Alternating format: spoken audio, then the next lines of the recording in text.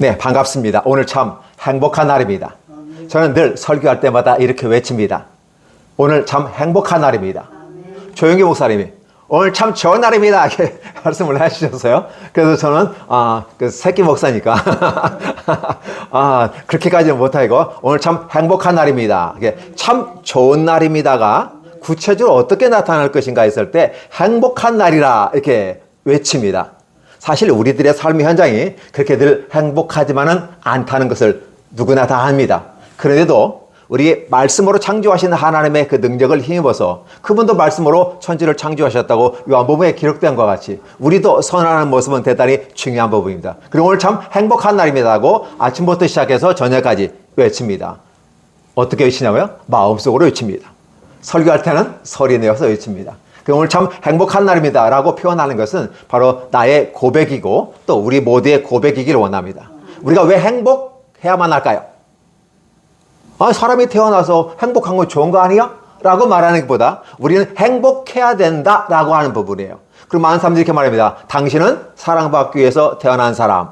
여기에 계시는 모든 분들은 다 이미라도 하나님 앞에서 사랑받기 위해 태어나신 분이시고 또 부르심을 받으셨습니다. 그리고 아울러 사명을 맡으시고 또 귀한 사회 감당하시다가 이제 또 노년에 함께 어떻게 하나님께 영광을 돌릴 것인가. 그래서 이러한 공간을 만들어 놓고 예배하며 기도하며 또 선교방송이라는 이름으로 함께 수고하시는 이러한 모습들을 바라보면서 와, 노년을 참 멋있게 보내는 것 아닌가. 여기 있는 보시면 다 저보다 더 항상 연배이시니까 큰 형님처럼 여기에서 저도 후에 우리 선배님들과 이렇게 같이 노년에 어떤 모습으로 살아가야 더 멋있게 가치 있게 의미 있게 살 것인가.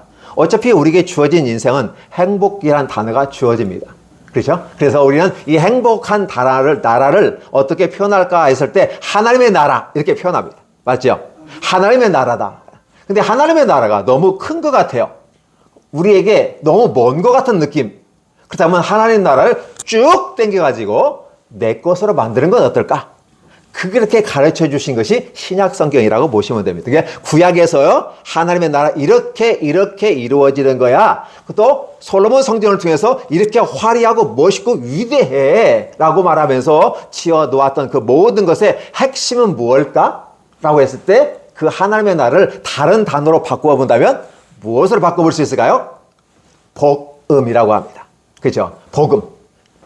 복음이라는 것은 말 그대로 복된 소식, 즐거운 소식, 유쾌한 소식. 그렇죠? 로마 황제가 어떤 칙령을 내렸을 때, 어떤 계획을 내렸을 때 그걸 복음이라고 표현하기도 한답니다. 그 의미에서 복음이 우리에게 전파됐다는 말도 하게 되는 것이죠. 그래서 결국은 하나님의 나라를 우리 피부적으로 우리의 마음속에 우리의 삶의 모습 가운데 행복하게 가기 위해서 가져오는 것이 바로 복음이다라는 사실이죠. 그러면 1절에 뭐라고 그 필요가 기록되어 있습니까? 마가복음 1장 1절에 표현된 이 부분은 대단히 중요한 부분이에요. 복음서에서 가장 먼저 기록됐다고 표현하면서 가장 짧게 기록된 내용입니다. 그러다 보니까 먼저 기록되고 짧게 기록되어 있으니까 그것에 주신 의미가 더 크죠. 그래서 이것을 기초로 해서 다른 서신들, 다른 복음서들이 함께 협력해서 조화를 이루면서 우리가 읽어나가면 보다 더 좋은 복음에 대해서 이해를 할 수 있을 것이다. 라고 했죠. 그러면 우리가 복음이라고 해서 복음이 아니라 이것은 마가가 기록된 대로 하나님의 아들 예수 그리스도의 복음의 시작이라 이렇게 표현합니다. 그러니까 복음의 시작인데 그 복음은 누구의 복음이다? 예수 그리스도. 사실 이 복음을 요한복음에서는 그렇게 말하죠. 하나님과 그의 보내신 자 예수 그리스도를 믿는 자에게는 영생의 선물이 있다고 말합니다. 그러니까 복음은 하나님과 아들 예수 그리스도 외에 다른 복음은 없는 거죠. 그 성령 하나님은 누구시죠? 그러한 사역을 오늘 저와 여러분의 삶 속에 적용하고 행복한 삶을 살도록 기억나게 만들면서 우리를 격려해 주시고, 그렇죠? 그래서 퍼실리테이터, 촉진자 역할, 때는 조정가 역할을 하시면서 우리를 복음의 길로 이끌어 가십니다. 하나님은 놀랍게 저와 여러분에게 축복하십니다. 그래서 하나님의 아들 예수 그리스도라는 거죠. 하나님의 아들이 누굴까? 하나님의 아들이 누구죠? 성경에는 다른 사람들 해도 하나님의 아들, 오늘도 저와 여러분도 하나님의 아들입니다. 그런데 오늘 저와 여러분이 하나님의 아들 되기 이전에 먼저 친자식이 있었는데 그가 누구였다? 예수 그리스도. 그래서 하나님의 독생자 예수 그리스도, 그분이 복음의 시작이다. 달리 말하면 천국의 시작이다라고 표현하고 있는 거죠. 그러면 예수님은 곧 복음의 시작이고, 예수님이 이 땅에 오셔서 우리에게 가르치신 내용이 복음의 내용이고, 예수님이 가르쳐 주셨을 뿐만 아니라 그 말씀대로 직접 능력을 행함으로써 그 말씀이 하나님의 나라의 능력이 나타나는구나 라고 비교하면서 우리에게 주시는 겁니다. 예전에 예수께서 오시기 전에 서기관들이 있었어요. 그들은 율법의 선생님들이라고 하는 사람들이에요. 그게 서기관인데 그 사람들이 가르치는 내용들이 있었어요. 근데 그 말씀을 들을 때 많은 사람들은 종교적으로 잔잔하게 들었습니다. 들어도 감흥이 없어요. 과연 그대로 될런지 안 될런지도 모르고 그냥 밋밋하게 흘러오는 것 같이 느꼈습니다. 그런데 아들 예수 그리스도께서 오셔서 복음을 시작했는데 그 가르치는 것이 놀랍다. 저들과 같지 않다. 권능이 있었더라 라는 거죠. 이 권능 내지 권위 속에 존경과 사랑이란 단어가 들어갑니다. 그리고 그의 파워, 능력이 함께 수반됩니다. 권위가 있다라고 하는 것은 존경과 사랑을 받으면서 능력들이 나타나니까 위대한 역사가 나타나는 것이 바로 주님이 가르친 모습 속에 나타나는 것이죠. 그렇게 가르치면서 오늘 저희 여러분들에게 하나님께서 예수 그리스도를 통해서 보여주시고자 원하는 게 있다. 오늘 우리는 하나님의 나라를 잘 몰라요. 그래서 주님이 가르쳐 주시는 것, 그걸 우리는 계시한다라고 하는 거고, 그 뚜껑을 열어서 딱 보여줄 때 이분이었구나. 그래서 구약의 뚜껑을 열어보니까 뭐가 나왔어요? 뚜껑을 열는데 아무것도 없는 것 같아요. 그림자이니까 뭔가 있는 것 같아. 근데 잘 희미한 게 나타나요. 그래서 구약은 마치 소경이 코끼리 잡는 같은 느낌을 받아요. 이게 콘지, 이게 달인지, 이게 뭐 어떤 건지 귀인지 몰라요. 근데 구체적으로 뚜껑을 딱 열어보니까 하나님의 아들 예수 그리스도, 그분이 곧 복음의 시작이었고 그분이 가르쳐준 내용과 행한 것들, 그리고 예수께서 행하시는 그 과정 속에서 한 여인이 옥합나도 깨가지고 막 허비하잖아요. 비싼 나도 향을. 그러니까 옆에 있는 그 다른 사람이 그거 비싼 거 팔아가지고 다른 사람 도와주지. 그러면서 마치 굉장히 선한 것인 양 자기를 표현하면서 나무라는 모습을 봐요. 그때 예수께서 말씀하시죠. 그 여인을 내버려 두라. 괴롭게 하지 말라. 그 여인은 나의 죽음, 나의 장사를 준비하는 것으로서 내게 이와 같은 일을 행하였느니라 라고 말씀해 주셔요. 달리 말하면 그래서 이 복음이 전하는 곳에 그 여인이 행한 일도 기록되다. 왜 그 여인이 행한 일이 기록이 되고 전파되어야 될까요? 그것은 복음이라고 하는 것은 예수 그리스도에서 십자가에 못 박혀 죽으시고 부활하여서 오늘 저와 여러분의 산 소망이 되게 하시기 위해서. 그래서 그리고 가장 중요한 게 우리는 이 땅에 행복하러 왔잖아요. 근데 반대로 예수님은 이 땅에 왜 오셨어요? 죽으려고 왔어. 아니 세상에 오셔서 행복하려고 오는 모든 사람들에게 있는데 죽으러 온 분이, 정확한 목적을 갖고 온 분이 바로 예수 그리스도예요. 그렇기 때문에 이 죽음이라고 하는 대단히 중요해요. 왜 중요할까요? 오늘 저와 여러분들은 예수님을 믿지 않았더라면 지옥에 가야 될 사람들이잖아요. 그런데 예수님께서 십자가에 못 박혀 죽으시고 보혈을 흘려주시고 그 보혈을 믿는 자들, 나를 사랑의 증거로서 그 보혈의 피를 보면서 우리는 감화 속에 빠져듭니다. 도대체 내가 어떠한 존재이기에 나를 위해서 이렇게 죽어준단 말인가? 내 부모도 나를 위해서 안 죽을 판인데 나를 위해서 죽으신 분은 부모님보다 더한 분 아닌가? 그게 하나님 아버지다 라고 하는 것을 우리가 느껴지면서 진정 하나님 아버지는 우리 육신의 부모님을 넘어서는 더 위대하신 분이시다라는 것을 느끼게 되는 것이죠. 그래서 우리에게 이와 같은 놀라운 축복이 임하게 된다는 사실이죠. 그래서 저와 여러분에게 주신 복음은 놀라운 축복의 모습이다 라고 표현합니다. 사실 예수께서 이 땅에 오실 때 그냥 와서 예수께서 이 얘기하면 사람들 듣지 않습니다. 그런데 미리부터 예언을 해놨어요. 메시아가 오시는데 그냥 오는 게 아니라 어떠한 사람이 나타나는데 그 사람은 엘리야의 모습처럼 광야에 외치는 사의 소리로서 주의 길을 준비하고 그래서 낙타 털옷을 입고 석청을 먹으면서 광야에서 젊은 때부터 외치는 이런 사건이 발생하면, 그리고 그 다음에 누군가가 오셨을 때 그분은 메시아다라고 알려주셨어요. 이사야서에서. 그렇다 보니까 세례요한이 여기서 등장할 수밖에 없어요. 복음을 선포하는데 세례요한이 딱 나오는 거예요. 왜 나올까요? 바로 진짜 백이 누구예요? 예수 그리스도를 우리에게 소개해 주시는 거죠. 이게 세례요한은 그 사역을 감당한 다음에 형장에 있으려고 사라져버려요. 기가 막힌 역사 속에서 헤로디아의 딸의 생일날 소원을 들어줘서 헤로드 왕의 명령으로 목이 잘려져서 정반으로 옵니다. 그럼 형장에 있으려고 사라져버려요. 그러면서 바로 예수님께서 나타나서 복음이 전파되더라. 마가복음을 우리 같이 읽어보면 대단히 놀라웠습니다. 긴박합니다. 박진감 넘칩니다. 누가복음은 누가 이렇게 기록된 내용을 살펴본 것을 추론해서 논의하고 정리하다 보니까 이렇게 나왔어라고 누가복음은 얘기하지만 이 마가복음 같은 건 로마인들을 중심으로 썼어요. 그들은 어떤 모습이었을까요? 마음이 급한 사람. 로마 군인들 급한 사람들이잖아요. 그 사람들 길게 가면 재미가 없어. 짧게 긴박감 있게 스펙타클하게 가져야 돼요. 그래서 마가복음은 짧고 굵게 확실하게 그러나 필요한 거 탁탁탁 넣었어요.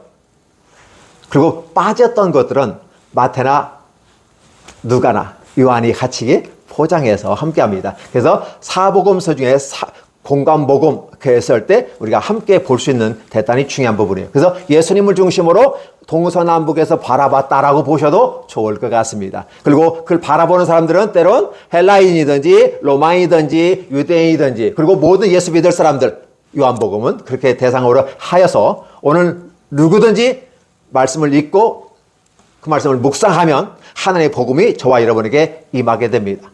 자, 제가 여기 오늘 와서 어떤 말씀을 드리는 것이 함께 은혜를 나눌 수 있을까?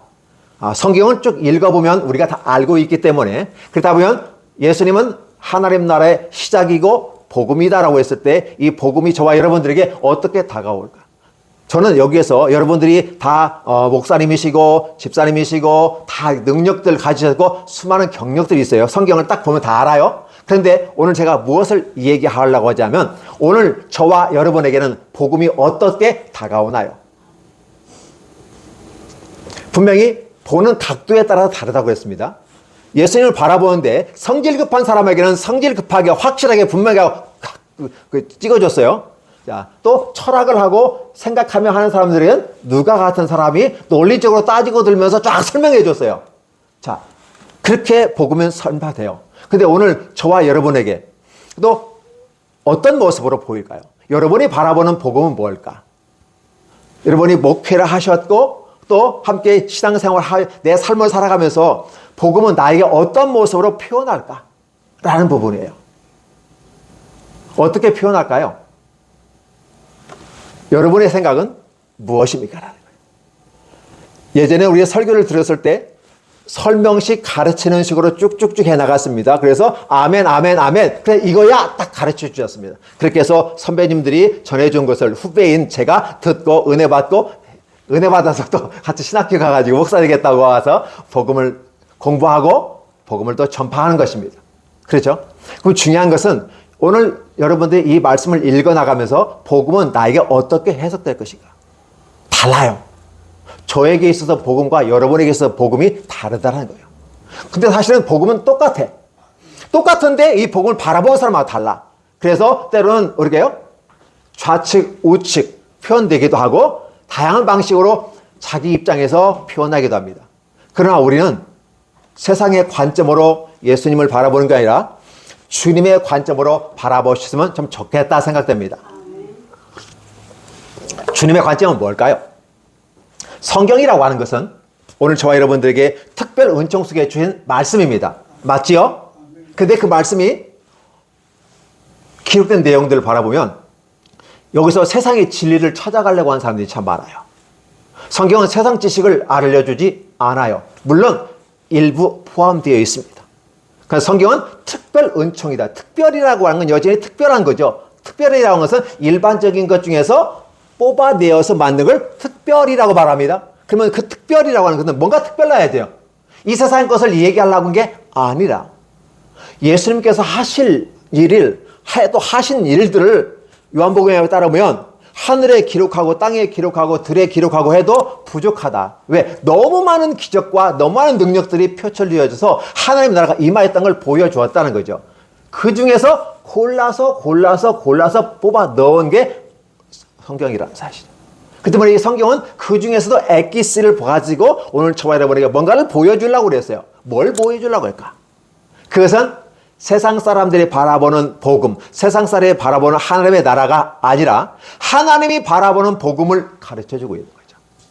근데 목사인 저 자신부터도 하나님의 것을 가져다가 이용해서 나를 위해서 포장하려고 하고 있다는 사실이죠. 그러니까 예수님의 이름으로 장사하고 예수님의 이름으로 귀신 쫓고 예수님의 이름으로 다양한 것들을 하더라는 것이죠. 그러다 보니까 막 기적들이 나타나니까 굉장히 하나님의 일을 많이 한 것 같은데 예수님은 정작 뭐라고 하냐? 나는 너희를 도무지 모른다.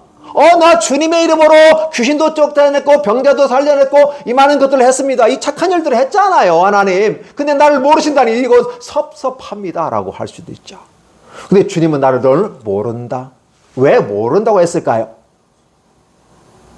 분명히 하나님의 나라 복음이 우리에게 전파되어졌고 우리에게 들려졌습니다. 그래서 믿음은 들음에서 나고 하나님의 말씀 속에 은혜를 입고 사랑 가운데 우리가 거하며 사랑이 실천합니다. 그래서 믿음, 소망, 사랑이 기독교의 세 가지 보배라는 사실이죠. 오늘 저와 여러분의 그런 모습이 있어야 되는 거죠. 그런데 성경은 바로 특별한 은총이라. 그래서 오늘 저와 여러분들이 성경을 바라볼 때 나의 관점에서 성경을 바라보는 것이 아니라 달리 말하면 복음을 이용해서 나의 어떤 치적을 하고 나를 포장하고 이런 것들이 아니라 진정 성경에서 말하고자 하는 복음이 뭐냐? 내가 바라보는 복음이 아니라 하나님이 내게 보여주시고자 하는 복음이 뭐냐는 걸 바라보려고 노력을 해야 되는 거죠. 근데 많은 사람들은 이 성경을 읽고 나 성경 매독했고 성경을 매독한 사람으로서 성경을 논하고 이 얘기합니다. 논하는 건 좋은데 잘못되게 말을 하는 거죠. 자기 중심으로 이 얘기해요. 세상의 현인들, 교수들, 박사들, 잘 나가는 사람들 다 얘기해보면 예수님을 뭉개버려요. 그러면서 자기가 하나의 재구성을 해서 설교를 하고 또 강연을 하고 또 다른 방식으로 해나갑니다. 또 성경을 이용해서 전혀 관계가 없는 사람들이 갔다가 그걸 이해하고 있어요. 그러니까 복음이 아니라 복음이 변질되어져 가버리는 거죠. 근데 성경은 그걸 가르치는 게 아니라 우리 사람들이 바라보는 관점이 아니라 하나님께서 바라보시는 관점으로 성경을 보라라고 하는 것이죠. 그게 바로 뭐다? 복음이고 예수님이다라는 것이죠. 그러면 결국은 아까 우리 찬송으로 갈 때 보면 계속해서 주의 보혈, 주의 보혈, 주의 보혈 이 얘기하잖아요. 우리는 행복하게 살게 되었어요. 우리는 행복하게 해서 교회 왔어요. 행복하게 해서 종교생활해요? 맞습니다. 그건 종교생활이죠. 그런데 마치 종교생활하면서 하나님을 위하는 것처럼 하면 하나님은 난 너를 모른다. 예를 들면 솔로몬 같은 경우는 멋있는 사람이었어. 아버지 다윗을 보면서 와 멋있어. 아버지의 꿈을 또 내가 물려받아서 이루어야 되지. 그래서 솔로몬 성전까지 지었던 사람이에요. 진짜 멋있고 멋있는 사람이에요. 이렇게 표현합니다. 전에도 없었고 후에도 없었다. 진짜 없는 거죠. 그런데 그의 많은 지식이 그를 망하게 하는 경우도 있습니다. 솔로몬 같은 똑똑한 사람들이야. 책을 엄청 많이 썼어요. 그리고 공부를 너무 많이 하니까 눈도 흐릿해졌어요. 체력도 힘들어요. 공부하는 것이 힘든 거다라고 표현해요. 공부하지 마라. 공부하지 말아요. 왜? 해봤자. 왜 그럴까? 세상의 모든 걸 연구하고 일반 학문에 따라서 했는데 일반 지식적인 차원의 일반 진리에는 이를 수 있으나 하나님의 나라의 진리에는 이르지 못하고 있다 라는 걸 알게 되는 거예요. 그러니까 결국은 그 속에서 아무것도 몰라요. 그 다음에 우리는 성경을 66권이라고 해서 굉장히 큰 것 같이 느껴지지만 세상의 모든 걸 담아내기는 부족하다. 그래서 하나님이 저와 여러분들에게 딱 보고 그냥 딱 알 수 있는 것 읽고 듣고 우리에게 들려지는 대로 깨달아 알 수 있는 공유적 속성의 범위 내에서 우리에게 주셨다. 그렇기 때문에 하나님께서 주시는 이것에 우리가 관심을 가지고 나가는 것이 진정한 믿음으로 나아가는 거다. 근데 그렇지 아니하고 하나님의 것을 가져다가 하늘에서 별을 따다가 그렇죠? 달을 따다가 뭐 이렇게 해서 만들어 어떤 그래서 멋진 것처럼 만들어 놓은 종교가 아니라 신앙으로 나아가야 된다. 그래서 솔로몬 같은 경우는 결국은 신앙생활을 하다가 그의 아내가들이 많았잖아요. 많은 여인들이 내 아내를 왔어. 어찌없이 정략적인 결혼에 의해서 해서. 근데 아내를 왔어. 먼 국에서 왔어요. 아리따운 여성들이 왔어요. 자기 나라 고국을 떠나서 시집 왔단 말이에요. 근데 솔로몬이 하루에 한 번씩만 가도 좋은데 다 들어갈 수가 없잖아요. 근데 내가 마음에 드니까 한 번 더 들어가네, 이 방에. 그럼 이쪽 방에 저는 못 들어가. 이게 어떤 문제가 발생해요? 불평과 불만이 생기죠. 그럴 때 어떻게 솔로몬 지혜롭게 또 한다고 그러잖아요. 지혜의 왕이니까. 그러다 보니까 한 여인이 그 말을 해요. 어떤 식으로 하냐면, 당신이 내 방에 안 오시는 까지는 괜찮지만 내가 너무 외롭고 힘드니까 내가 나의 마음을 이루기 위해서 내가 종교 생활 속에서 이런 식의 제사를 드릴 때 당신이 한 번만 참석해 주세요. 왜? 남편의 자격으로. 솔로몬 갈까요? 안 갈까요? 안 가요. 아내가 남편으로 와라고 하는데요.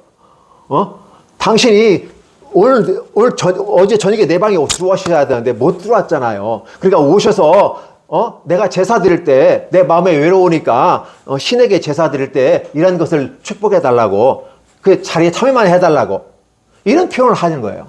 그러니까 솔로몬은 들어줄 수밖에 없었다는 거죠. 이게 이쪽을 하나 딱 들어주면 어떤 문제가 발생해요? 왜 저 사람만 들어줘? 나는. 그럼 그 수많은 여인들이 다 자기들이 가져왔던 자기 나라에 가던 신들을 섬기고 하는 거죠. 그러다 보니까 솔로몬이 무엇을 인정하게 돼요? 다른 종교를 인정하게 되는 거잖아요. 원래 성경 하나님의 말씀은 다른 종교는 다 싸그리 없애라는 거였어요. 왜 싸그리 없앨까요? 인간이 만든 거짓된 인간의 욕망과 야망을 위해서 만들어진 거야. 마치 하와의 후예가 보암직도 하고 먹음직도 하고 지혜롭게 탐스럽게 할맘직 한지라 라고 하는 그것에 의해서 하와가 유혹되어서 넘어가 버린 것처럼, 오늘 이 땅을 살아가는 우리들의 힘들고 어려운 부분을 감싸고 감사하려는 인간의 노력에 의해서 만들어진 것들이 그런 종교들이라는 것이죠. 그러다 보니까 그것은 하나님이 만든 게 아니고 하나님 자신이 아니기 때문에 아니다. 에스겔서나 이사야에서 보면 나 여호와니라, 나는 하나다, 나는 살아있고 그것들은 죽었고 나는 스스로 있는 자고 그것들은 사람이 만든 거고, 이렇게 표현하고 있어요. 그러니까 거기는 생명이 없다. 너희가 기도해도 들어주지 않는다. 자, 들어주지 않는데 왜 하냐? 근데 너희는 한다. 왜 그러냐? 몽학 선생처럼 따라가기 때문에. 그러나 그 끝이 어딘지는 모르고 가더라는 거죠. 나 여호와는 하나다. 왜 하나냐? 나는 실제 I am who I am. 나는 스스로 존재하는 자다. 누가 만든 게 아니다. 내가 만들었고 내가 이 모든 걸 만들었어. 그러니까 누가 진짜 신이야? 내가 신이야. 근데 내가 너네 아버지야. 너는 좋아해야 하지 않을까? 근데 왜 너한테 안 좋아하고 다른 거 왜 다른 신들은 엄청나게 화려하고 멋있게 만들어 놓고 진짜 있는 것 같이 하는데 우리 하나님은 안 보이네. 안 보여. 불안해요. 어떤 사람은 텔레비전에서 나는 보는 걸 믿습니다. 보이지 않는 건 믿지 않습니다. 무슨 주식 투자할 때 통계가 나와가지고 이렇게 해가지고 수치가 나와야 믿을만 하잖아요. 그렇죠? 객관적 자료에서. 일반 학문은 객관적 자료를 통해서 믿게 되는 거예요. 근데 우리 하나님은 전혀 보이지 않아. 그러니까 당연히 하나님을 멀리하게 되는 것이죠. 그런데 문제는 하나님을 믿는 사람들이, 진리를 가진 사람답게 멋있게 폼잡고 나가면 얼마나 좋을까. 그런데 진리를 가졌는데 진리를 가진 사람으로서 멋있게 나가지 못하는 모습들이 나타나요. 이것이 오늘 우리의 한계점이라는 사실이죠. 복음이 오늘 우리에게 임했는데 그 복음을 가지고 장사하는 사람들이 있다. 그걸 우리는 종교주의자들이라고 신앙생활이라고 말하지만 사실은 그 종교생활하고 있는 거예요. 솔로몬이 이 종교생활을 하다가 결국은 그 여인들이 말하는 것에 가서 이쪽 신에도 그 많은 신들에게 가서 경배를 하는 거죠. 물론 왕이니까, 나는 하나님 먹이니까 경배 안 해. 어쨌든 근데 아내가 뭐라고 했어요? 그 자리에 와 서 있으면 달라고 했어요. 솔로몬은 절 안 했어요. 근데 세월이 가면서 뭐가 느껴져요? 한 번 보고 두 번 보고 자꾸만 보고 싶네. 그러면 짠짜짠짜 이렇게 나가겠죠? 그러면 익숙해지기 시작합니다. 뭐가? 종교학이 들어오게 됩니다. 이 신과 이 신의 비교 좋은 거, 뭐 다 비슷비슷한 거 아니야? 모든 사람 다 행복을 추구하려고 만든 거 아니야? 여호와도 똑같은 거 아니야? 다 이건 똑같은 거네. 결국은 종교로 솔로몬이 빠지게 됩니다. 솔로몬을 지옥에 갔다 천국에 갔다 말하기는 어렵습니다. 근데 솔로몬이 하나님을 버렸다라는 표현이 있어요. 그럼 성경은 뭐라고 합니까? 네가 나를 버리면 나도 너를 버린다 라는 것이었어요. 솔로몬이 천국 갔는 지옥 갔는 저는 관심이 없어요. 중요한 것은 솔로몬이 하나님을 버렸다라는 것이에요. 그럼 하나님도 솔로몬을 버렸다라는 거죠. 그러니까 솔로몬은 신앙으로의 모습 속에서 더 차고 올라가야 되는데 올라가지 않아요. 신앙이랑은 우러러 믿는다는 거잖아요. 우러러 바라본다는 거잖아요. 그러니까 우러러 바라보는 건 위를 바라보는 거예요. 위에 계신 하나님을 바라보는 겁니다. 그래서 그분이 우리에게 주시는 말씀을 듣고 따라가려고 노력하는 거예요.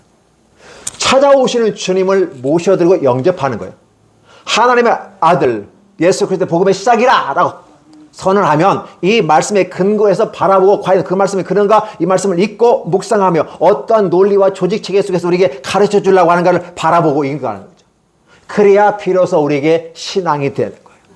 근데 이 예수님을 가지고 예수님을 통해서 장사하려는 사람들이 많이 있어요. 구약에서는 뭐였죠? 성전에 소 팔고 비둘기 팔고 동전 환전해서 그 이익을 바라보는 사람들이 있어요. 예수님이 뭐라고 하셨어요? 내 집은 만민이 기도하는 집이다. 오케이. 만민이 기도하는 집. 근데 지금 뭐 하고 있어요? 예, 제사를 통해서 장사하고 있어요. 물론 그것은 성경에서 이렇게 한 거예요. 먼 데서 온 사람들이 그 짐승 다 끌고 나오기 힘들잖아요. 제일 좋은 거 그건데 오다 다 지쳐가지고 다리가 뭉그러지고 다 병이 나버렸네. 제일 좋은 거 드려야 되는데. 그러니까 그럴 때는 어떻게 한다? 돈으로 바꿔가지고 와서 여기서 좋은 거 사서 해라 라고 하는 것이었어요. 이렇게 했는데 그것은 틀린 게 아니었어요. 그런데 이러한 것을 한 번, 두 번 자꾸만 보고 심리하는 거죠. 자꾸만 하다 보면 뭐가 생겼나요? 하나의 비슷하게 가는 것이 생겨요. 비슷하게 행동을 해요. 그래서 제일 좋은 거 사야 되는데 제일 좋은 건지 제일 좋은 게 기준이 어디 있어요? 있는 것 중에 제일 좋은 거면 괜찮아요. 좋은 거잖아요. 그죠? 그럼 더 좋은 거 있으면 어떻게 돼요? 하나님께 그걸 드릴 수는 없잖아요. 근데 있는 것 중에 제일 좋은 거야. 그럼 어떻게 돼요? 그걸 공급해주는 사람들이 제사장들과 짜고 찌는 고수톱처럼 연결되어진 사람들이 갖고 오는데 어떤 것만 갖고 와요? 최고급만 갖고 오는 것이 아니라 어떻게 해요? 최고로 안 좋은 것들만 갖다 놔. 시장에 내다 팔기에도 부족한 것만 갖다 놔. 근데 어차피 제사드리면 어떻게 돼요? 다 각도서 불태워 태워지는 거야. 흔적도 안 남아. 그러니까 어떻게 해야 될까요? 그냥 제일 싼 거 갖다 놓고 제일 비싸게 받아먹어. 이런 형식으로. 그게 종교 생활과 비슷하다고 우리가 볼 수 있는 것이죠. 비스무리하게 가는 게 기독교와 비스무리하게 가는데 사실은 기독교가 아니죠. 사실 기독교라는 말 자체도 보면 다른 종교와 비교했을 때 기독교입니다. 그렇죠? 근데 기독교에 우리가 다른 종교에 볼 때 기독교도 종교야. 맞아요. 기독교 종교입니다. 근데 이 종교의 신앙생활에서 우리는 한 단계 올라가 줘야 돼. 그 올라가 주는 것이 뭐냐? 하나님이 보내신 예수 그리스도를 바라보고 믿는 거죠. 우리가 광야 생활을 했어도 그렇게 만들게 했잖아요. 이스라엘 사람들이 하도 말을 안 들었고 불평불만하니까 전갈하고 불뱀이 나와서 다 물어버렸어요. 그럼 막 다 죽어가는 사람도 있고 막 난리 난 거죠. 어쩐 일이야, 이게 웬일이냐, 이제 이전에도 없었고 이전 후에도 없을 일이다 말이야. 난리. 어떻게 될까요, 모세님? 이제 와서. 근데 하나님께서 모세에게 걱정하지 마. 죽은 자는 그의 믿음이 없음으로 죽었거니와 지금 이거 물을 흘렸어도 회개하고 돌아온 자에게 내가 기회를 줄게. 그러면서 장대에 놋뱀을 만들어서 갈라. 이걸 바라보는 자는 산다. 이게 복음이래요? 복음이에요? 뭘 아멘해요? 아멘 아니에요. 아니 봐요. 장대에다가 놋 만들어가지고 달아놓고 바라보면 낫는다고. 차라리 약을 주거나 치료하거나 주사를 주거나 그렇죠. 뭔가를 안수하거나 뭐가 있어야 되는데 아무것도 없이 그걸 바라보면 산다는 거예요. 바라보면 산대요. 이게 복음이래요. 사람들은 받아들일 수가 없었어요. 그거 안 봤어요. 그 사람들은 다 죽었어요. 근데 그 중에 회개하고 돌아와서 그걸 바라보는 사람들이 있었어요. 세상에 미친 사람들이야. 그걸 바라본다고? 이런 멍청한, 이런 어둔한, 차라리 약을, 의사한테 도움을 구해. 그게 더 나았다. 그런데 그 말씀을 믿고 따라가는 사람들, 회개하고 바라봤더니 그 사람은 나아버렸네? 약인가요? 인간의 의술인가요? 아니라고 하는 거죠. 성경은 오늘 저와 여러분에게 뭘 보여주려고 하냐면 세상의 방법이 아니라 하나님의 방법으로 믿고 따라오는 너희가 바로 천국이다 라고 하는 거예요. 그 너희의 마음에 천국이 임하였다라고 얘기하는 거예요. 그 주님을 바라보는 것이 저 천국이라는 거예요. 그게 바로 복음이라는 사실이죠. 그게 신앙생활이라는 거죠. 근데 오늘 작금의 오늘의 현재를 뭐 하나 바라보면 어때요? 기독교가 아니라고 볼 수도 있을 수 있다. 우리 기독교가 인정되기 전에 콘스탄틴 대제에 의해서 323년에 공인되기 전에 예수 믿는다고 잡아 죽였어요. 예수 믿는다고 사자굴에 집어넣었어요. 그죠? 다 잡아 죽였어요. 그리고 성지순례 갔다 오셨겠지만 잡히면 죽으니까 땅굴 파고 들어갔어요. 그죠? 그죠? 터키 때 가보면 다 죽어요. 예수가 만든 기독교, 이 기독교가 이상한 종교가 아니고 비로소 로마에서 정식 종교로 인정되기 전까지는 진짜 그들은 신앙으로 주님을 바라봤어요. 목숨 걸어놓고 신앙생활을 했어요. 근데 문제는 그 순수하고 기독교의 그 같이 죽으면 죽으리라고 갔던 그들의 아름다운 순수하게 주님 바라보는, 진짜 잡히면 죽으니까 목숨 걸어놓고 믿는 거예요. 근데 콘스탄틴 대제 이후에 기독교가 공인됐어요. 공인된 이후에 어떤 모습이 나타나요? 이제 목숨 걸고 믿을 기독교가 아니라 어떤 기독교? 공인되어서 인정되어서 기독교인이 됐다. 출세의 길에 서게 되는 거죠. 결국은 기독교를 통해서 성공하고 이런 쪽에 더 빠삭해요. 한 자리 더 내가 먼저 하고 한 자리 더 올라가려고 노력하고. 기독교만 들으면, 기독교인만 되면 어떻게 해요? 성공의 길이 돼요. 우리나라도 그랬잖아요. 저쪽에 장로님이 대통령이 되니까 그쪽 교회 다 몰리잖아요. 그렇죠? 난다 긴다한 사람들, 또 나 줄 좀 대려고 한 사람들, 그쪽 다 교회 옮겨가지고 글로 다 됐어요. 무슨 소리일까요? 하나님 보내신 예수 그리스도께서 만드신 이 기독교라고 하는 이것조차도 세상 가운데 던져졌을 때는 그걸 받아들이는 사람에게 의해서 종교로 전락해버리든지, 기독교라는 종교로 전락해버리든지, 아니면 신앙, 기독인으로, 크리스찬으로서의 그 모습을 갖고 올라갈 수 있다는 사실을 분류할 수 있는 힘들이 오늘 저와 여러분들이 있어야 된다는 거죠. 그래서 천국에 가장 들어가는 방법이 뭘까? 천국에 돈으로도 못 가요. 지식으로 못 가요. 힘으로도 못 가요. 명예로도 못 가요. 뭘로 갈까요? 믿음으로. 근데 믿음이 있기 전에 뭐가 있어야 돼요, 먼저? 그럼 믿음이 그냥 생기나요? 뭐가 있어야 될 거 아니에요? 성령 하나님이 우리에게 세례를 주시는 겁니다. 그래서 우리 마음의 문이 열려지게 돼요. 마음의 문이 열려지는 사람들은 회개를 하게 됩니다. 마음의 문이 열려지지 않으면 회개할 수가 없어요. 마음의 문이 열려지니까 세례요한이 옵니다. 독사의 자식들아, 회개하라. 너희가 임박한 날을 피할 줄로 아느냐. 다른 성경은 막 그렇게 표현하고 있어요. 앞으로 오실 메시아 위에 오시는데 나는 그분의 신발끈을 묶일 정도, 이게 신발은 노예가 묶어주는 거잖아요. 나는 그것조차도 묶어줄 만한 존재가 안 된다. 근데 그 위대한 분이 오는데 너희가 회개하지 않으면 끝난다. 지옥 간다. 이 얘기하는 거예요.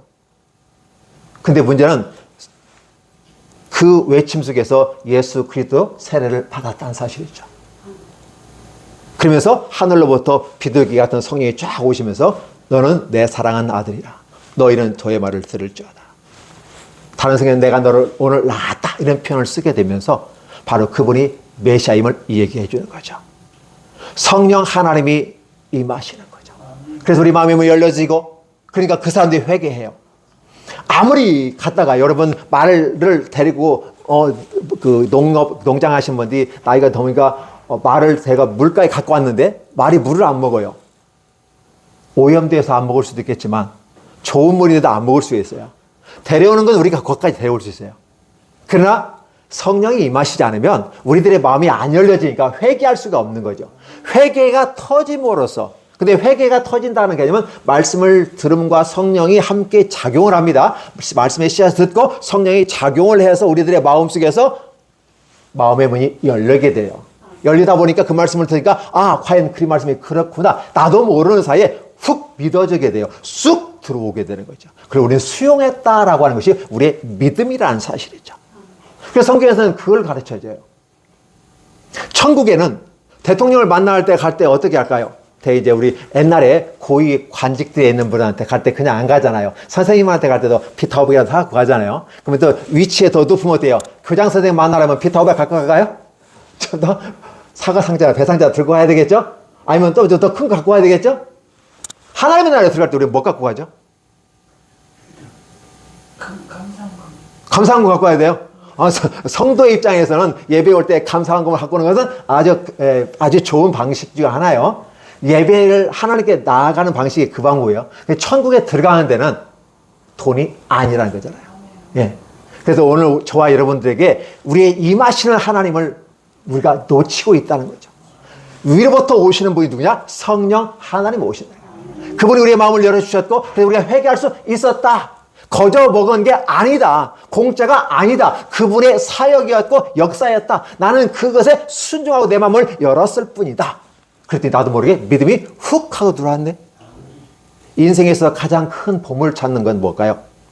바로 그 믿음을 찾는 건데, 믿음을 찾는다는 건 하나님을 찾았다는 거잖아요. 근데 이만한 뭐가 있긴 있는데 이게 뭔지를 모르겠어. 까마귀는 지능이 세대요. 그러니까 까마귀는요, 뭐 이렇게 딱딱한 견과류 있잖아요. 그거 먹을 때 까마귀는 돌 갖다 톡톡 깨가지고 먹는데요. 다른 거에 따라 막 신기하다가 넣고 못 먹고 그러는데, 까마귀는 어린아이 지능 정도 있대요. 그래서 돌멩이 도구를 사용할 수 있는 게 까마귀라고 그래요. 오늘 저와 여러분들이 믿음이 이렇게 있을 때 그 믿음의 그 보물을 받았는데 이걸 깨야 되는데 이 믿음을 어떻게 깰 것이냐는 거예요. 믿음 안에 뭔가가 들어있는데 뭐가 들어있죠? 믿음 안에 뭐가 들어있죠, 목사님?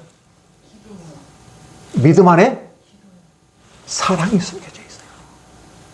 믿음이란 케이스에 사랑이 싹 들어가 있는 거예요. 근데 우리는 그 믿음을 가지고 여태껏 왔어요. 하나님을 믿어라, 하나님을 믿어라, 하나님을 믿어라. 근데 그 믿음의 박스가 언제 깨져요?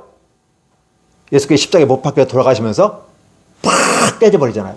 그래서 뭐가 쏟아져요? 사랑이 쫙 쏟아져요. 마치 오재미 옛날 이렇게 운동회 때 오재미 막 해가지고 딱 맞추면 탁 터지면서 막 깃발 쫙 떨어지고 막 쫙 떨어지는 것처럼 쫙 임하는 거잖아요. 그 사랑이 오늘 저와 여러분에게 임하게 되는 것이죠. 그 사랑이 오늘 우리에게 임한다는 거죠.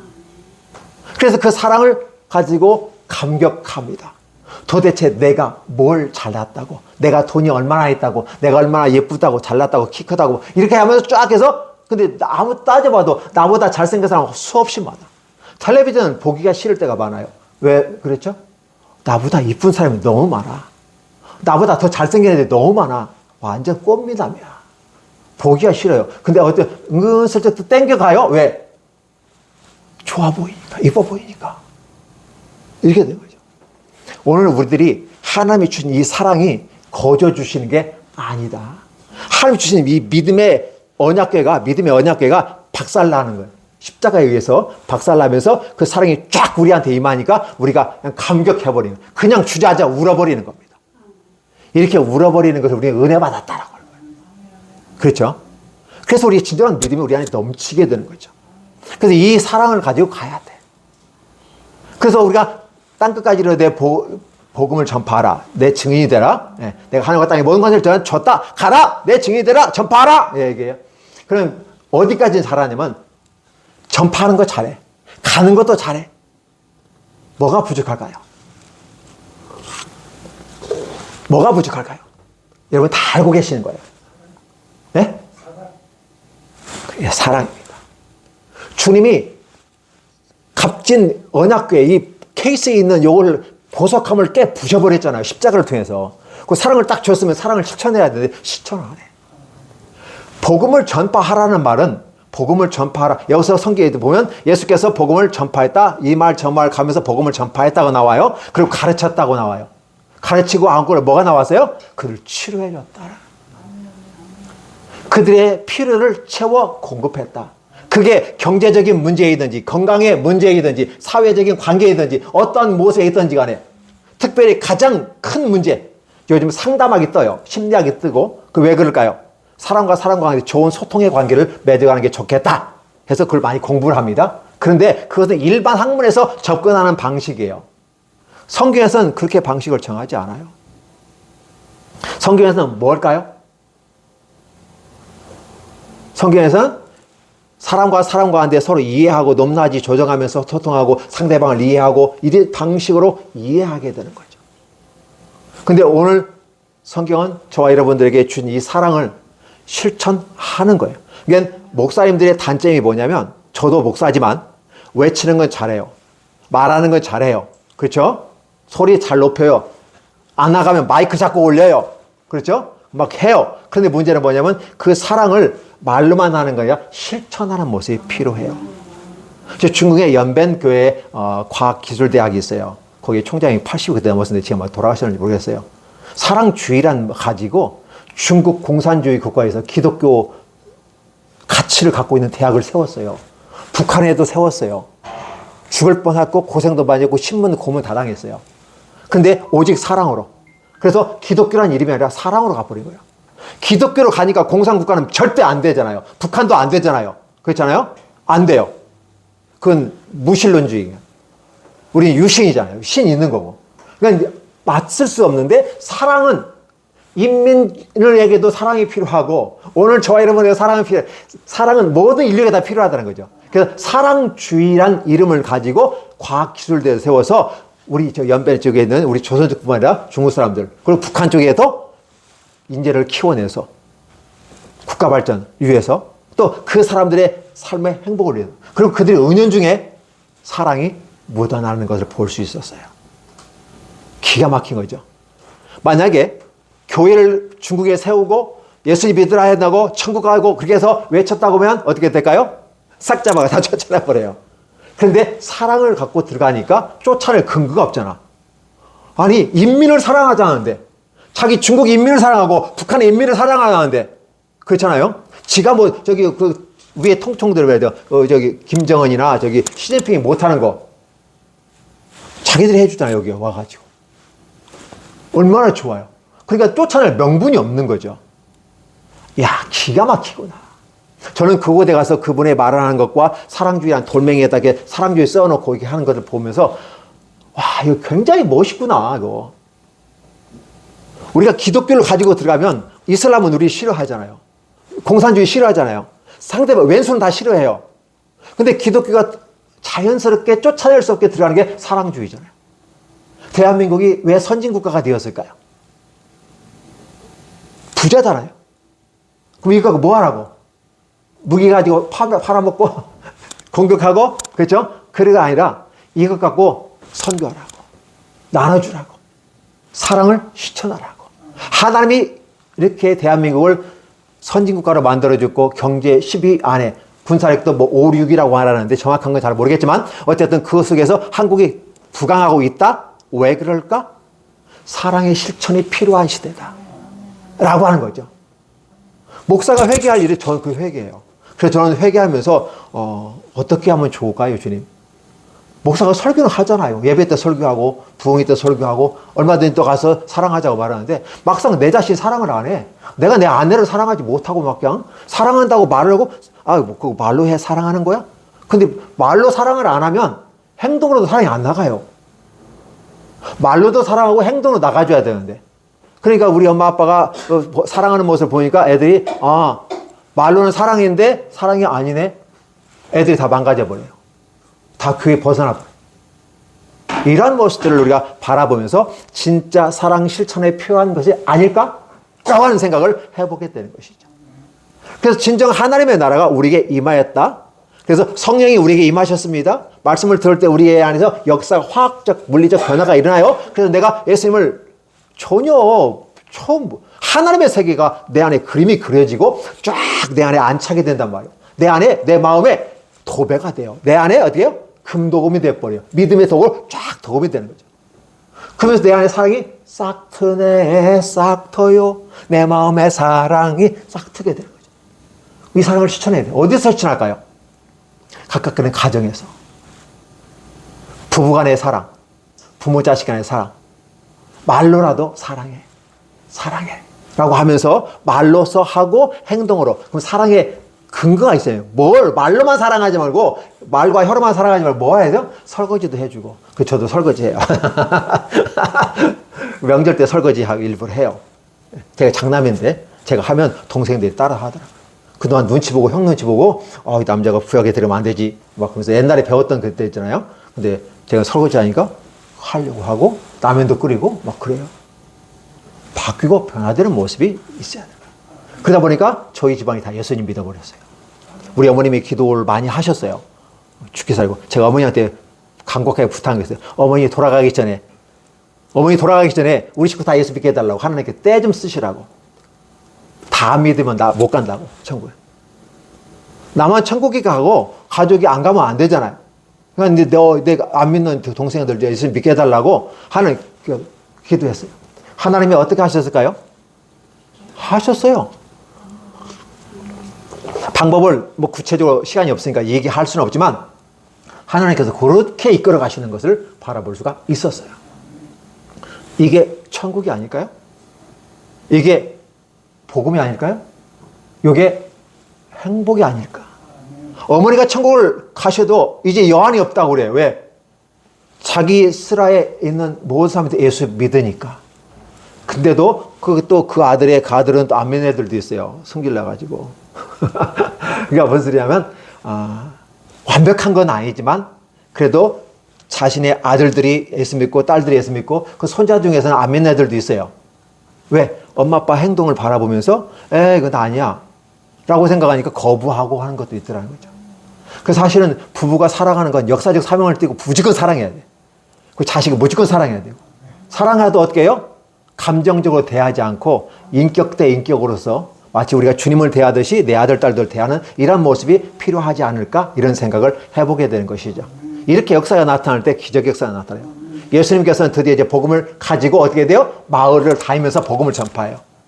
그렇죠? 이렇게 전파하면서 사람들이 만나는 사람들이 있어. 귀신 들린 사람이 만났네. 쫓아줬어요. 이 사람이 귀신 들리다 온전히 돼가지고 너무 좋은 거야. 그래서 아직은 예수님께 시작이니까 너 팍 전하지 마라. 너 다른 사람한테 알리지 마. 라고 말했어요. 근데 귀신 들렸던 사람이 얼마나 행복하고 얼마나 아름다웠고 얼마나 샹찰나게 멋있었으면 오늘 해가 떴어요. 막 눈부시게 아름다운 봄날이거든요. 그의 마음에 너무 기쁜 거예요. 그러니까 예수님께 당부했거든요. 아무에게도 말하지 말라. 가서 절대 얘기하지 마. 절대 얘기하지 말라는 말보다 절대 이 얘기를 하고 다녀요. 근데 예수님께서 마을을 돌아가면서 전도를 해야 되는데 이 사람이 너무나도 막 얘기가 나가지고 마을에 들어갈 수가 없어. 예수님이 한적한 곳에 다니시다가 호숫가에서 산에서 기도하다가 그러면 예수님이 때로는 어떻게 산에 가 숨어서 기도하거든요. 근데 또 언제 또 그 소문이 나가지고 예수님 저기 있대. 그러면 사람들이 우르르 몰려오게 되고 바로 이게 하나님의 나라다. 지금 그들은 처음에는 예수님이 마을을 다니면서 복음을 전하셨어요. 근데 그들은 예수님을 찾아왔다는 거죠. 왜 찾아왔을까? 병든 자가 나왔어요. 귀신이 쫓겨나갔어요. 장모의 열병이 나왔어요. 그렇죠? 귀신 들린 자가 치유가 됐어요. 진짜 귀신 들린 사람인데 지금 멀쩡하네. 너 괜찮아? 나 괜찮다니까. 너 이제는 귀신 들려. 그래 예전에 그런 것 같은데 지금은 내가 아주 좋아. 이러니 어떻게 돼요? 복음이 전파될 수밖에 없잖아요. 그래서 하나님의 나라는 전파된다고 얘기하고 있는 거죠. 근데 우리는 이걸 어떻게 봐요? 복음이 전파되는데 관심 있지 않고 귀신 쫓는 능력, 문둥병자를 고치는 능력, 나병한 자 고치는 능력 있죠? 여기에 관심이 있어요. 결국은 어떻게 돼요? 복음하고 다른 모습으로 가잖아요. 똑같은 복음이 이렇게 있는데 이쪽이 복음이잖아요. 그래서 행복하고 아름다움인데 이쪽에서는 어떻게 해야 돼요? 우리 교회면 애 잘난다. 아들 난다더라. 이쪽에 기적의 역사, 신의 연사가 있고 있고 그래가지고 다 막 모여야 되고 기적의 역사가 나타난다. 사실은 사람들 모으는 데는 그게 좋을 수 있지만 그 하나님의 나라는 많고 적음의 문제가 아니더라는 거죠. 저는 어제 부흥사 총회에 가서 한 목사님의 그 삶을 들었어요. 65세 목사님이신데 그가 40명, 60명 이렇게 예배 드리다가 막 축축 나가면서 힘들고 하는 과정들을 겪었는데 처음에 너무너무 힘들었대요. 근데 나중에 이 말을 하더라고요. 하나님, 뭡니까? 왜 쟤는 잘 되는데 왜 나는 안 됩니까? 왜 나는 다 도망갑니까? 근데 나중에 주님께서 하시는 자기 안에 스스로의 경험이라고 그래요, 이게. 근데 너에게서 너는 목회하기 때문에 양이 필요하다고 생각하고 나한테 기도한 건 맞다. 근데 중요한 것은 그 양이 나에게는 중요하지 않다. 그 양은 다른 데 옮겨놓으면 다른 데 가서 치료받을 수 있어. 목양받을 수 있어. 중요한 것은 이 과정 속에서 너는 나를 바라보니? 라는 거였어요. 큰 충격이잖아요. 너 나 바라보니? 한 사람 놓고도 설교할 수 있어? 아니, 없어도 설교할 수 있어? 나 바라보고 하나님 나라 찾아올 수 있어? 사람이 많아야 돼? 그 부흥사로 가야 돼? 사람이 많은 교회 말 청빙 받아 가야 돼? 내가 나를 필요한 아골골짝 빈들에도 가오리라. 이 찬송이 어디로 다 도망가 버렸어요. 성경책에 찬송가에 있긴 있는데 안 나와요. 그냥 이렇게 넘기면 안 보여지고 같이 넘어가 버려. 그 찬송을 부르기 힘들어. 아골골짝 빈들에도 말없이 가오리. 이게 안 된단 말이에요. 근데 가는 모습이 필요해요. 기독교는 이런 모습이 필요해요. 다른 종교 있잖아요. 다른 종교는 이렇게까지 안 가르쳐요. 그냥 일반 종교에서 가르쳐요. 그냥 무던하게 가요. 그냥 가서 길면 복 주고 한 번보다 두 번 빌면 더 복이 많을 거고 일반적으로 이렇게 가요. 그들이 최면에 걸려가지고 무의식 속에서 그렇게 행동을 하는 행위를 해요.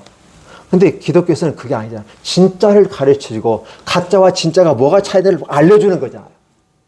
이 놀라운 축복이 나타난 사실이죠. 그래서 복음이라는 것이 과연 우리에게 어떻게 다가오는가? 오늘 저와 여러분들에게 복음은 어떻게 다가오는가? 하나님의 나라 구약에서는 멋있게 표현했지만 주님은 변화를 주었어요. 그 보이고 웅장하고 멋있고 화려한 하나님의 나라가 우리의 심령의 하나님의 나라로 이루어지면서 영원한 하나님의 나라로 이어진다는 사실을 이 얘기 주는 거예요. 오늘 저와 여러분의 마음속에 기쁨과 즐거움과 오늘 참 행복한 날입니다라고 웃을 수 있는 이 놀라운 축복, 한 명을 놓고도 설교를 하는데 기쁨으로 즐겁게 할 수 있는 능력들, 그리고 찬송 한 곡을 부르더라도 열정과 사랑으로 부르려는 그 열망들, 찬송 못해도 괜찮아요. 내가 가수가 아니잖아요. 내가 트로트 가수가 아니잖아요. 오디션도 안 했잖아요. 그렇죠? 문제는 뭐냐면 그 찬양을 부르는 내 마음의 열정과 사랑으로 주님을 사모하고 악마한 전인경하는 이 모습이 필요하다는 사실이죠. 이게 천국이 아닐까요? 이게 우리 심령의 천국이 아닐까? 자, 이 정도가 되면 하나님은 우리 기도 응답해 주시지 말라고 해도 해 주십니다. 왜 그럴까요? 하나님의 큰 관점은 천국은 거시적인 하나님의 천국이 있지만 미시적인 천국은 우리 한 사람 한 사람이 하나님과 관계 속에서 주님 바라보는 거예요. 히스기야가 막판에 가서 힘들고 어려웠잖아요. 히스기야 뭐 했죠? 벽을 향해서 그 벽은 누구일까요? 이 벽이잖아요. 벽 앞에 놓고 혼자 앉아가지고 기도했다잖아요. 그것은 다른 거 바라보지 않아요. 히스기야가 잘못한 게 많거든요. 바벨론에서 설치하고 오니까 그쪽에 있는 금방패, 은방패, 막 무기들, 이것이 바로 이스라엘을 지킨 거야. 저 강력한 아수르가 다 지배했지만 남유다만큼은 지배하지 못했던 이유가 바로 그거야 라고 바벨론 사람들이 알려줬어요. 그때 선지자 이사가 쫙 와가지고 무엇을 보여줬나이까 딱 물었어요. 내가 보여주지 않은 것이 없습니다. 딱 하는데 뭐라고 했어요? 당신이 보여준 모든 것은 다 빼앗길 것입니다. 모든 나라가 아수르로부터 다 북이스라엘까지 멸망했지만 남유다를 살려주신 것은 다윗의 등불 때문에 살려준 거다. 그리고 믿음으로 살아가는 그 모든 것을 살려준 거다. 너는 지금 뭐라고 했니? 하나님의 약속 때문에 바벨론이 이 남유다가 바벨론에게 아수르에게 멸망하지 않고 100여 년이 지난 다음에 바벨론에게 멸망할 것을 얘기해 줘요. 그 얘기해 주는 거예요. 내가 보여준 거. 자, 히스기야는 뭐 했죠? 아, 우리나라 지킨 거, 무기로 지킨 거고, 군사력으로 지킨 거고, 이런 금, 은, 이런 능력들, 국가 경제가 지킨 거야 라고 말했던 히스기야는 하나님 앞에서 무너지는 사건이 나타나죠. 그리고 이제는 안 되네요. 기도하면서 벽을 봐고 기도했더니 하나님께서 더 놀라운 역사를 연장, 우리가 꿈에도 소원 100세를 넘어서는 축복이 그죠? 오래 살잖아요. 딱 80세에 죽어야 되는데 뭐 14년을 살고 20년을 살 수도 있잖아요. 그럼 뭐 근데 100세까지 산다니까 너때면 나 그렇게까지 못 살아. 일찍 죽어야 돼. 이렇게 하신 분도 있어요. 근데 중요한 것은 오래 사는 게 중요해요. 근데 오래 살때 어떻게 살아요? 건강하게. 그렇죠? 히스기야가 힘들게 살았을까요? 하나님의 역사는 오래 사는 것뿐만 아니라 건강하게 살아가게 축복하시는 거예요. 그게 진짜 아닐까요? 저 언제까지 해야 되죠, 제가? 지금 시간이 3시 25분이에요. 목사님. 그러면 현재 30분까지만 할게요. 10분 이내 끝낼게요. 괜찮겠죠? 예. 오늘 저와 여러분들에게 하나님의 나라에 대해서 분명하게 딱 잡히면 행복한 거예요. 근데 그렇지 아니하고 목사가 교회 개척했으니까 사람들이 많이 와야 되는데 안 와. 저쪽은 많이 오는데 왜 나는 안 와? 하나님, 나 장학금 받고 학교에서 공부했거든요. 근데 왜 나는 안 보내주시죠? 라고 할 수도 있잖아요. 근데 그렇게 고민하는 목사님에게 하나님은 이 양이 너에게 굉장히 소중하고 의미가 있을 거야. 왜? 첫 번째, 너의 자존심의 문제니까. 그렇죠? 세상 말로 이런 말 속된 표현인데 쪽팔리니까. 나도 똑똑하고 잘났는데 나 성공하지 못했어. 성도가 많이 없으니까. 쪽팔리니까. 두 번째, 경제적인 문제. 이런 것들이 있으니까 다 힘들어하는 거죠. 근데 진짜 하나님의 나라가 임하면 그분에게 임하는 거 그거였어요. 다 성도가 떠난다 할지라도 너는 어떻게 할래?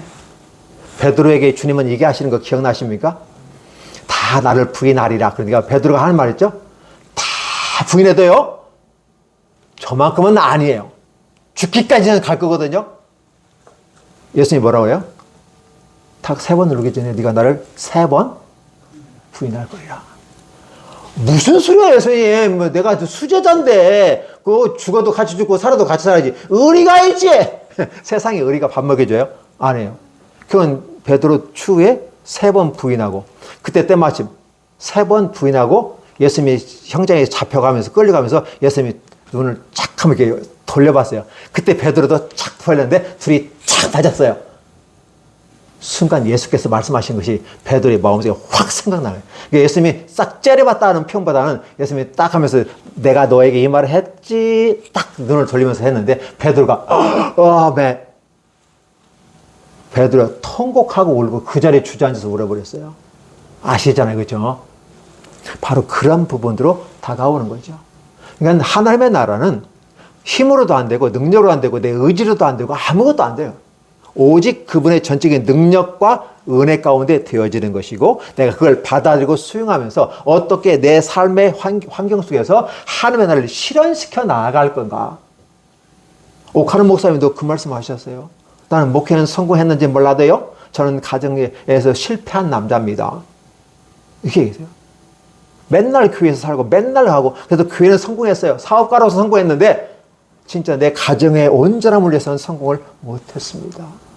그건 생각할 때마다 너무너무 마음이 아프다는 설교를 제가 들은 적이 있어요. 그런 걸 보면서 하나님의 나라가 우리가 바라보는 외향적인 하나님의 나라도 있지만 내향적인 하나님의 나라가 중요하구나. 내향적인 하나님의 나라가 이루어졌을 때 비로소 외향적인 하나님의 나라 확장성을 갖고 나가는 게 하나님의 나라다. 그렇게 하기 위해서 예수께서 계속해서 마가복음 1장부터 제가 읽었지만 2장, 3장, 4장, 16장까지 가서 쫙 전파되면서 하나님의 쫙 전파되는 것을 볼 수 있었을 거라는 거죠. 오늘 저와 여러분들의 남은 여생이 얼마나 되실지는 모르겠어요. 하나님 불러주시면 가야 되니까. 살아있는 동안에 난 무엇을 할 것인가? 내 안에 심령의 천국이 이루어지고 나와 함께 살아가는 아내와 내 자식들에게 자식들한테도 잘못한 거 있으면 잘못했다고 미안하다고 얘기해야 돼요. 사과해야 돼요. 부모가 자식한테 없어서 제대로 못해서 미안하고 때로 감정 처리하면서 싸다고 때린 것도 미안하고 이런 것들 있잖아요. 우리가 당연하다고 권력을 가지고 집에서 휘둘렸던 모든 그걸 가지고 자식한테 했던 거 있잖아요. 미안하다. 미안하다. 우리 김창옥 선생님이라고 지금 상담에서 TV 많이 뜨잖아요. 거기도 뭐예요? 미안하다 하는 말에 다 눈 녹듯이 놓아버려요. 그러면 자식들이 아버지를 바라볼 때 눈빛이 달라져요. 자식들이 머슴아들이 아버지 잘 안 봐요. 사과를 하고 그들의 마음에 우리 아버지의 진정성을 가지고 내게 사과한다고 생각하고 그랬을 때 그 어렵고 힘든 과정 속에서 내가 우리 아버지 쳐다보지도 않는다 내가. 그런데 그 아들의 눈빛이 아버지를 사랑스러운 눈으로 바라보더라는 거죠. 그게 천국이 아닐까요? 나는 그게 천국이라고 봐요. 이러한 천국을 맛보지 못한다면 진짜 이보다 더 좋은 저 천국에 가서 주님 바라볼 때 주님 눈 바라볼 수 있을까요? 바라볼 수 없다는 사실이죠. 그래서 오늘 짧은 시간 동안 저에게 말씀을 전할 수 있는 기회 주셔서 대단히 감사를 드리면서 오늘 나에게 복음은 어떻게 다가올까? 주님이 이걸 옥합을 주셨는데 이쪽에 옥합을 안 깨면 예수님 십자가에 못 박혀 못 죽잖아요. 근데 옥합을 깨서 부어서 머리털로 닦아서 해드렸단 말이에요. 다른 사람들은 막 질타를 하고 있어요. 네가 왜 그 비싼 거 버리냐고 허비하냐고. 예수님 나의 장사를 준비했다. 오늘 여러분이 하나님 주신 믿음, 구약에서 주신 믿음 있잖아요. 그걸 예수 그리스도에서 딱 깨지면서 사랑이 여러분의 마음에 딱 들어오게 될 겁니다. 그리고 그 사랑을 가지고 이제는 어떻게 돼요? 하나님 불어주실 생각까지 참고 견디고 인내하며 소망하면서 살아가는 것이 하나님 나라 확장하는 것이고 마가복음에서 말하고 있는 이거예요. 그래서 막 지금 내용이 다른 성경 보면 막 설명들이 많이 있어요. 근데 이 마가복음에서는 탁탁탁 가장 기본적인 탁탁 던져고 가요. 근데 던져줬는데 그걸 딱딱 아멘 아멘 아멘 다 받아버리는 거예요. 저를 로마 사람이 듣고 아멘 아멘 하더라는 거예요. 성질 급한 그 로마 군병들이 복고 예수 믿고 그래서 나중에 로마가 복음화 되어지면서 323년에 콘스탄틴 대제가 국가 종교로서 공인해버림으로써 전 세계에 확장되는 놀라운 역사가 나타나잖아요. 그렇죠? 가파도기에 숨기고 땅굴에 숨겨있던 그들이 이제 전 세계로 나가서 그 사랑을 전파하는 모습으로 나가더라. 따라서 하나님의 나라는 복음으로 비유할 수 있고 복음이 우리에게 임하였는데 이걸 어떻게 받아들이고 수용하고 해석해서 내 삶에 적용하고 여기에서부터 이제 전파해 나갈 것인가 라고 하는 그 가정에서부터 행복이 이루어지는 놀라운 역사가 있기를 예수님의 이름으로 축복합니다. 기도합니다. 하나님 감사합니다. 무한한 사랑과 은혜로 우리에게 함께해 주심을 감사드립니다. 하나님의 무한한 사랑과 은혜가 있기에 우리가 여기에 존재합니다. 꽃을 꽃이라고 이름 부르기 전에는 그 꽃은 내게 꽃이 아니었지만 주님이 너는 내 것이라 내가 너를 사랑한다 라고 말씀해 주시는 그 순간부터 오늘 우리는 하나님의 아들과 딸이 되었습니다.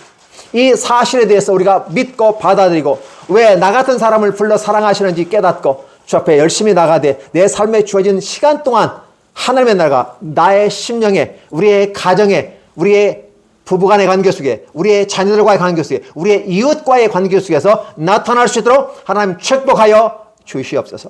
예수님의 이름으로 기도하옵나이다. 아멘.